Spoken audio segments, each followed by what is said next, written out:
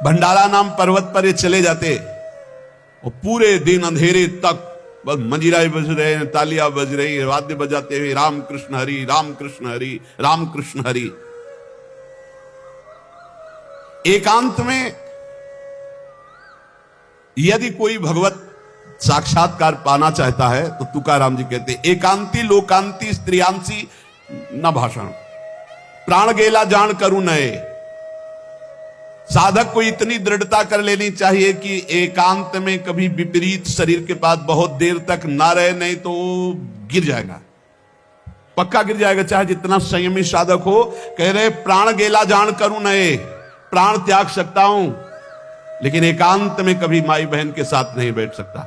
तुकाराम जी कह रहे साधक में इतनी दृढ़ता होनी चाहिए कि उसका वैराग्य इतना दृढ़ होना चाहिए कि चाहे प्राण निकल जाए पर मैं कभी ऐसा दृढ़ निश्चय हूं। और इसके लिए बहादुर ना बने, डरता रहे, यही डर ही डर हरिवंश हित, डरता रहे। ना जानो छिनंत कवन बुद्धि घटई प्रकाशित, छुटि चेतन जु अचेत तेउ मुनि भय विश्वासित, पारासर सुरेंद्र कलप कामिनी मन फंद्या, परिव देह दुख द्वंद कौन क्रम काल निकंद्या, यही डर ही हरिवंश हित, जिनो भ्रमय गुण सलिल पर, जी नामन मंगल लोक त्यों सुहरि पद भजु ना विलंब करी।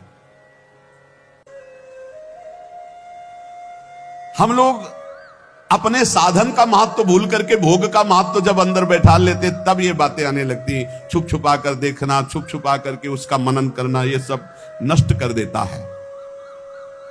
वैराग्य शिखामणि, अग्नि स्वरूप तुम्हारा वैराग्य हो। कभी एकांत में विपरीत आकर्षण वाले शरीरों का संग कभी न करे, नहीं बहुत बुरा पछाड़ खाकर गिर जाओगे, चाहे जितने बड़े जितेंद्रिय बलवान इंद्रिय ग्रामो विद्वानम अपनी कर सकती। इंद्रियां बड़ी बलवान है, वो कभी भी भ्रष्ट कर सकती, इसलिए बचते रहो, भागते रहो, डरते रहो। और गृहस्थ हो तो केवल जो अर्धांगिनी स्वीकार की, इसके अलावा नहीं तो परमार्थ नहीं बनेगा। जिसको अपना उद्धार चाहना है, जिसको अधोगति अपनी नहीं करनी है, इन बातों को साधक बड़े ध्यान से सुने।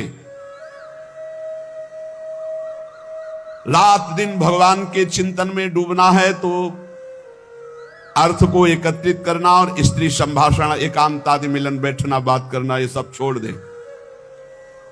ये मन बड़ा चंचल, थोड़ी देर लड़ पाओगे, इसके बाद फिर भ्रष्ट कर देगा, गिर जाओगे, फिर नहीं उठ पाओगे। जहां गिरना शुरू हो जाता है तो वो असमर्थ हो जाता है, उसकी हिम्मत खत्म हो जाती है। एक बार भंडारा पर्वत पर नाम कीर्तन में मगन थे श्री तुकाराम जी महाराज, और जब कीर्तन करने के लिए वो जाया करते थे, इतना सुंदर रूप, जो भगवत भजन करने वाले होते उनमें एक लावण्य जागृत होती।